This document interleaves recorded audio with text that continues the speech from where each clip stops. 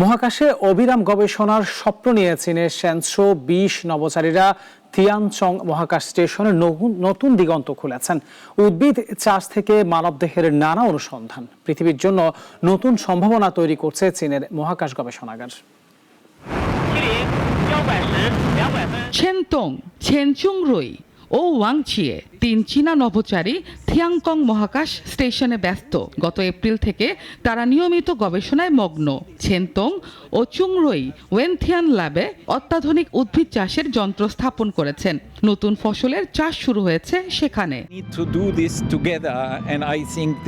ওদিকে ওয়াংচিয়ে ভিন্ন মডিউলে কোষের গবেষণায় নিমগ্ন গবেষকরা। তিনি কোষের নমুনা সংগ্রহ ও পর্যবেক্ষণ করেছেন। এই গবেষণা মহাকাশে মানব দেহের প্রভাব বোঝাতে সাহায্য করবে। এই গবেষণা মহাকাশে মানব দেহের প্রভাব বোঝাতে সাহায্য করবে। নভোচারীরা অ্যারোস্পেসে মেডিসিনে গবেষণা করছেন। হাড় ক্ষয়, শারীরিক প্রতিক্রিয়া ও জেনেটিক পরীক্ষায় ব্যস্ত তারা। রক্ত সংগ্রহ ও ক্রায়ো প্রিজার্ভেশন সম্পন্ন হয়েছে।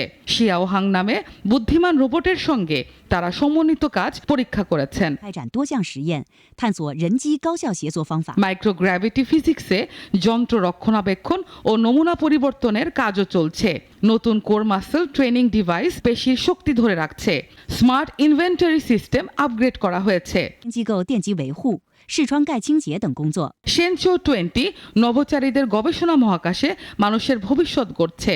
উদ্ভিদ থেকে মানবদেহ, রোবট থেকে প্রযুক্তি, তাদের কাজ পৃথিবীর জন্য নতুন আশা। চীনের এই মিশন মহাকাশ গবেষণায় এক নতুন মাইল ফলক। নাবিলা মারজুক, নাগরিক।